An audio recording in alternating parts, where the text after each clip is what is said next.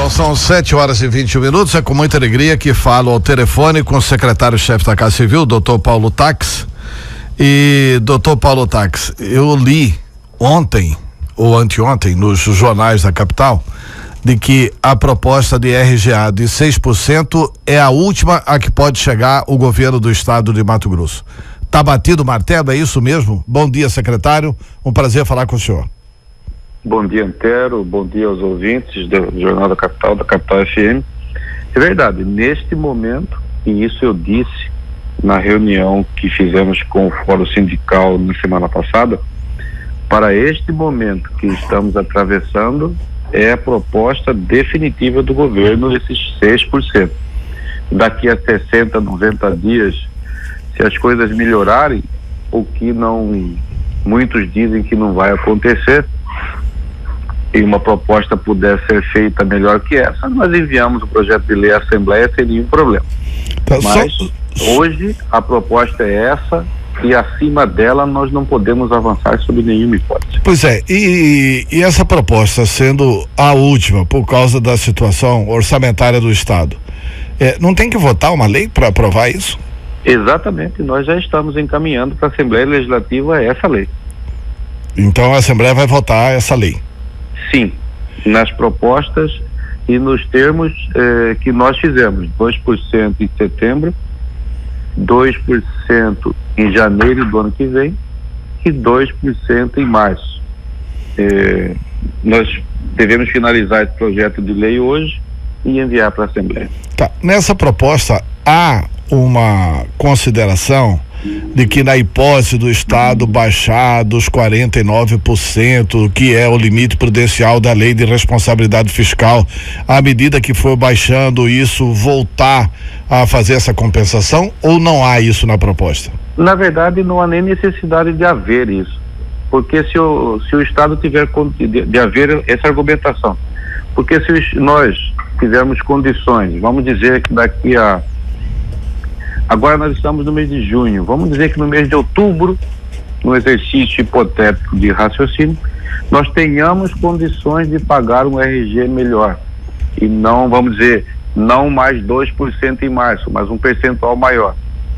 Enviamos um novo projeto de lei para a Assembleia e pedimos uma nova votação. Secretário, como é que o senhor avaliou a decisão ontem dos poderes com as instituições unidas? O Legislativo, o Judiciário, o Tribunal de Contas e o Ministério Público, dizendo que eles aceitam sim corte no 12º, desde que o Estado também faça uma reforma administrativa ampla. Uma decisão corretíssima. Eu, se estivesse no lugar deles, decidiria a mesma coisa. É uma decisão, Antero e todos os que nos ouvem, é uma decisão tomada por homens de seu tempo. Esses homens, esses chefes de poderes, estão absolutamente alinhados com o que ocorre no Brasil hoje. E essa decisão de cobrar do Estado uma reforma administrativa absolutamente correta. Nós não temos uma reforma administrativa há quantos governos? Então, essa condição, não uma condição de imposição, mas uma condição de chefe de poder, cobrando de nós, do Executivo, que façamos um corte mais profundo, uma reforma administrativa mais profunda e que tenha efetivamente impacto no orçamento, não só para agora, porque o que diferencia quem está à frente de poder de ser um homem chefe de poder e de um chefe também de poder com visões de Estado é olhar mais à frente. E eles, o desembargador Paulo da Cunha, o deputado Guilherme Maluf, o conselheiro Antônio Joaquim e o Procurador-Geral de Justiça, Dr. Paulo Prado, estão olhando no futuro. É visão de Estado. Então, eles estão absolutamente corretos e bom para nós do Executivo que eles pensam assim. Porque nós precisamos também da parceria deles da cumplicidade, no bom sentido, nas reformas que vamos fazer. Nós precisamos estar ombreados com ele. Então, eu acho que a decisão é correta, absolutamente razoável e, repito, demonstra que esses homens são homens do seu tempo. Com relação à reforma, quando que o governo termina a reforma, se essa reforma já está formatada, o que o senhor pode adiantar sobre a reforma administrativa?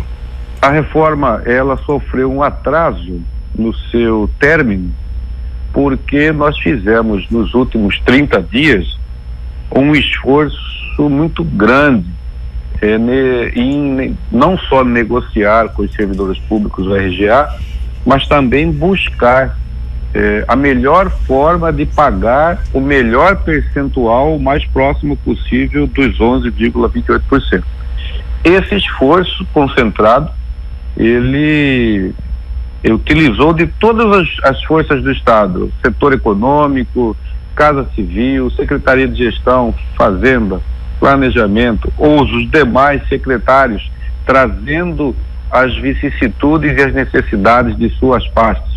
Então, este trabalho, a concentração de energia administrativa, fez com que sofresse um atraso a reforma. Mas eu acredito que ela deve ser fechada esta semana internamente, e na semana que vem nós temos a previsão de apresentá-la na Assembleia. Agora, eu tenho convicção que ela não passa deste mês de junho. Tá, eu creio que essa manifestação dos poderes ontem, inclusive, cria um ambiente muito favorável dentro da Assembleia, porque eu participei do governo Dante. Uma das dificuldades que tinha com relação às decisões do Executivo, muitas delas não precisaram passar pela Assembleia, mas o que precisou passar pela Assembleia era a dificuldade seguinte, que eles pediam: não, pelo amor de Deus, não vamos fechar essa empresa, não vamos fechar aquilo, não vamos fechar aquilo outro. E ontem não, eles exigiram uma reforma dura do governo. Isso. Então, o governo está desafiado a fazer a melhor reforma possível, né? É verdade. Por isso que eu disse que a decisão deles, dos chefes de poderes, nos estimula e nos encoraja ainda mais a tomarmos decisões que visem o futuro do Estado de Mato Grosso. Reformas administrativas profundas, não perfumarias, reformas, no sentido concreto do termo, elas têm que ser tomadas pensando lá na frente, no futuro. E isso tem que ser feito. O governador Pedro Taques, e essa conversa com os servidores sobre o RGA mostra isso, ele tem a coragem necessária para tomar essas atitudes.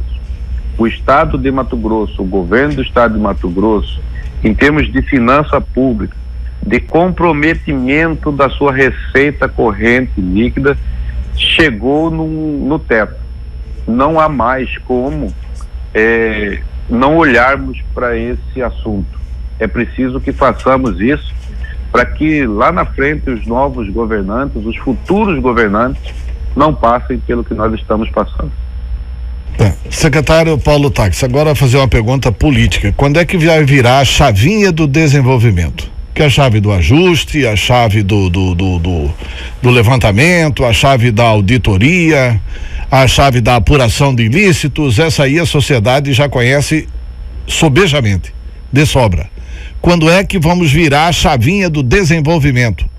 Quer dizer, quando é que as obras vão ser retomadas? O que está acontecendo nessa questão do desenvolvimento no Estado?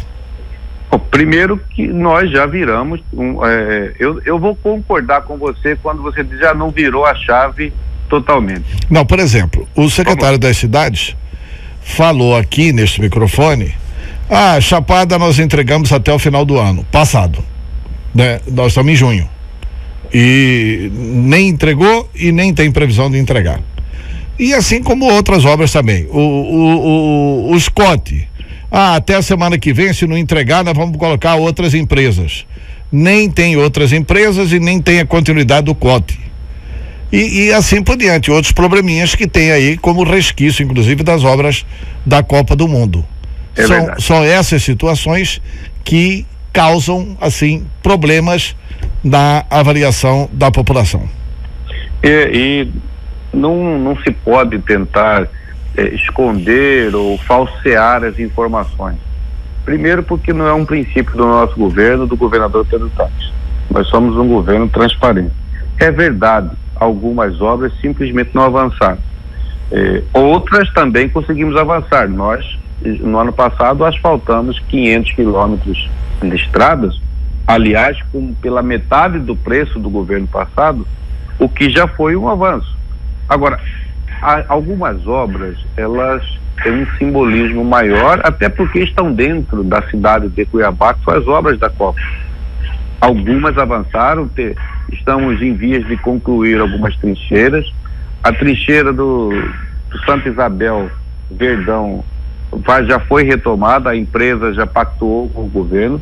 Agora, Antero e a todos os que nos ouvem, nós encontramos uma dificuldade muito grande dos projetos dessas obras, que se somaram ao fator principal, aí eu atribuo, a essa crise pela qual passamos junto com todos os estados da federação. Não está fácil recebermos recursos e aplicarmos nessas obras. Às vezes, quando o secretário diz que nós vamos fazer, nós recebemos um sinal claro e positivo de Brasília que o recurso virá.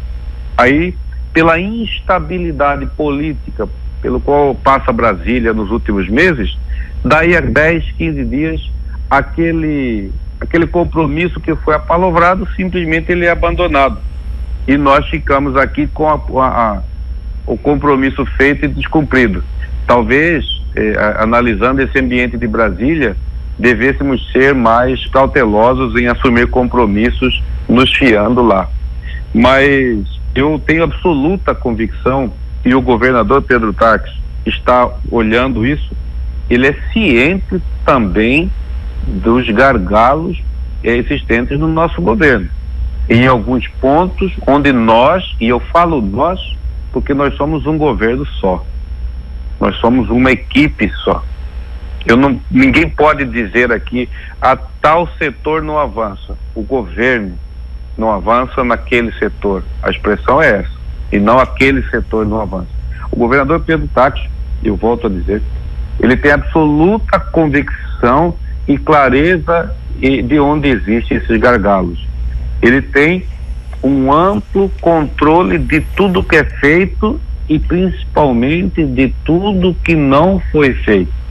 Os termos de acordo de gestão firmados com os secretários, eles mostram isso.